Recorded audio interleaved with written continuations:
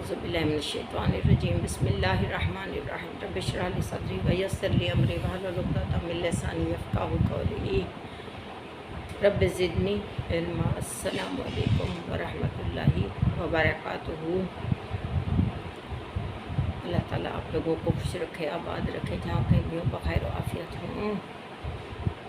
हर बीमारी से अल्लाह ताला बचाए, नागहानी आफ़तों से बचाए, आमीन सुम्मा आमीन। तो आज का हमारा विलाग है सूरत मुज़म्मिल पे। सूरत मुज़म्मिल का थोड़ी सी तफसीर है इसमें। या अय्युहल मुज़म्मिल, अल्लाह ताला ने अपने हबीब को बाकी तमाम अम्बिया को नामों से मुखातिब किया है। तमाम अम्बिया के नाम आए हैं। हज़रत आदम अलैहिस्सलाम से लेके हज़रत ईसा अलैहिस्सलाम तक तरतीब से तमाम अम्बिया के नाम अल्लाह ताला लेता रहा है और उनके बारे में बताता रहा है कि किस तरह कौमों ने नाफरमानी की और किस तरह अल्लाह ताला ने उन पर अज़ाब नाज़िल किया। सबके नाम लिए लेकिन अपने हबीब का नाम नहीं लिया। जहाँ कहीं भी आया उनको खिताब से बुलाया, कभी मुज़म्मिल, कहीं मुदस्सिर, कहीं ताहा, कहीं यासीन। तो इस तरह प्यारे प्यारे नाम और हरूफ़ मुक़त्ताअत भी हैं इसमें, जैसे अलिफ लाम मीम, हा मीम, तासीन, इस तरह के हैं। इस तरह मैं वो अल्लाह का हबीब जानता है, वो भी नबी सल्लल्लाहु अलैहि वसल्लम को बताया गया है। अल्लाह का हबीब जानता है, उनका मुखफ़फ़ भी। तो इस तरह प्यारे प्यारे नामों से मुखातिब किया है। अपने हबीब को नाम कहीं भी नहीं लिया। जैसे किसी छोटे से बच्चे को उंगली पकड़ के चलाते हैं, सिखाते हैं एक एक चीज़, पूरा कुरान खोलें, तो इस तरह है। जब किसी ने हज़रत आयशा से पूछा नबी सल्लल्लाहु अलैहि वसल्लम के बारे में कि कैसे थे, तो उन्होंने फरमाया कि आपने कुरान नहीं पढ़ा। वो तो गोया चलता फिरता कुरान थे, पूरे कुरान की तफसीर थे। बेशक जब कुरान पढ़ते हैं हम तफसीर और तर्जमा से, तो पूरा तर्जमा लफ्ज़ी मैंने पढ़ें तो हर चीज़ इसमें आ जाती है। एक एक लफ्ज़ हमें बताता है आप सल्लल्लाहु अलैहि वसल्लम की ज़िंदगी, उसवा हुस्ना, हर चीज़ इसमें आ जाती है। इतना प्यार और मोहब्बत से अल्लाह ताला ने एक एक चीज़ बताई है। पिछले कौमों के अज़कार बताए हैं और बताया है कि आप उनमें नहीं थे। और जब हज़रत इस्माईल अलैहिस्सलाम का वाक़या आता है सूरत सफ़ में, तो जब हज़रत इब्राहीम अलैहिस्सलाम ने कुर्बानी दी और बाप ने बेटे को माथे के बल लेटाया, तो उसके वक्त अल्लाह पाक फरमाता है कि ऐ महबूब आप उनमें नहीं थे, लेकिन उस वक्त का हाल न पूछ कि क्या हालत थी। फरिश्तों की चीखें थी कि बाप बेटे के गले पे छुरी फेरा, लेकिन अल्लाह का हुक्म था। 3 दिन ख्वाब देखते रहे मुसलसल। जब बेटे को बताया तो बेटे ने कहा अब्बा जी काट डालिए, जो आपको हुक्म होता है। तो आज का हमारा टॉपिक है सूरत मुज़म्मिल कि ऐ झुरमुट मारने वाले, रात में क़याम फरमाकर आधी रात या उससे ज़्यादा या सिर्फ़ एक पहर सोने वाले। तो जब नबी सल्लल्लाहु अलैहि वसल्लम पर नज़ूल होता था तो आप सल्लल्लाहु अलैहि वसल्लम लिपट जाते थे, चादर लपेट कर सो जाते थे। तो इस तरह अल्लाह ताला ने कमली में लिपटने वाले, चादर में लिपटने वाले सूरत मुदस्सिर, या अय्युहल मुदस्सिर, या अय्युहल मुज़म्मिल में यही मुखातिब किया है कि ऐ चादर में लिपटने वाले, ऐ झुरमुट मारने वाले। खूबसूरत अल्फाज से अल्लाह ताला ने बुलाया है, ऐ ओढ़नी ओढ़ने वाले। तो इसका नज़ूल का एक कौल ये है कि जब वही नाज़िल हुई इब्तदाई ज़माने में, तो सैयदुल मुरसलीन सल्लल्लाहु अलैहि वसल्लम खौफ से अपने कपड़ों में लिपट जाते थे। तो इसी हालत में जिब्राईल अलैहिस्सलाम आपको या अय्युहल मुज़म्मिल के निदा, अल्लाह ताला ने आपका नाम जब ये रखा तो या हज़रत जिब्राईल अलैहिस्सलाम इसी नाम से निदा करके पुकारते थे। और एक कौल ये है कि ताजदार रिसालत सल्लल्लाहु अलैहि वसल्लम चादर में लिपटे हुए आराम फरमा रहे थे। इसी हालत पे आपको निदा की गई, या अय्युहल مزمل، اے چادر میں لپٹنے والے۔ اس آیت سے دو باتیں ہمیں معلوم ہوتی ہیں۔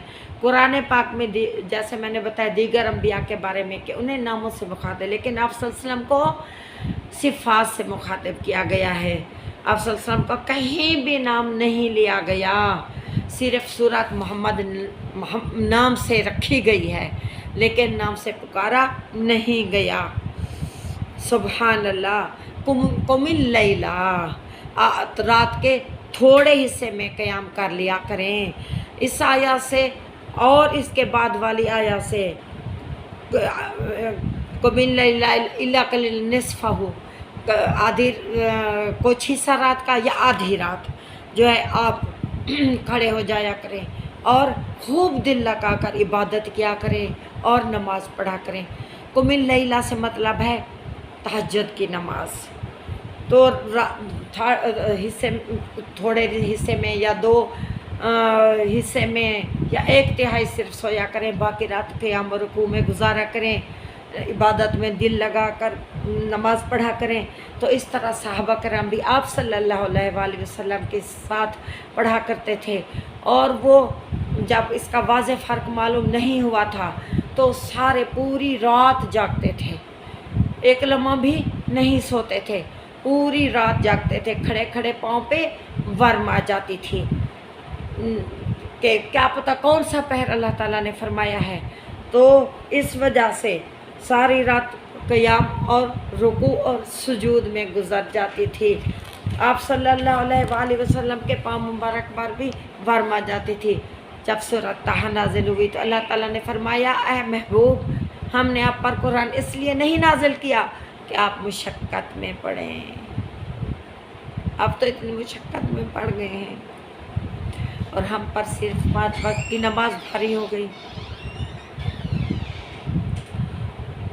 تو ہم پر لازم ہے کہ ہم سنت پر عمل کریں، اپنی بیٹیوں کو قرآن تجوید سے پڑھائیں، ترجمہ تفسیر سے پڑھائیں، اور قرآن ضرور سکھانا چاہیے ہر کسی کو۔ یہ ایسی کتاب ہے جو ہماری زندگی کے لیے بھی کافی ہے، ہماری موت کے بعد بھی ہمارے کام آئے گی۔ یہ دونوں جہان کی کتاب ہے۔ یہ قیامت والے دن ایک خوبصورت مجسم نوجوان کی شکل میں پیش کی جائے گی، اور یہ ہر پڑھنے والے کے حق میں شفاعت کرے گی۔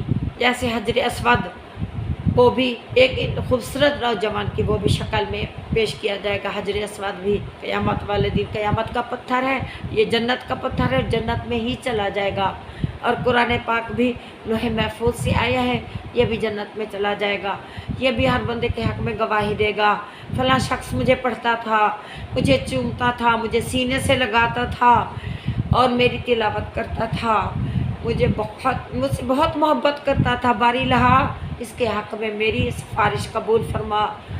تو اللہ تعالیٰ اس کی سفارش قبول فرمائے گا۔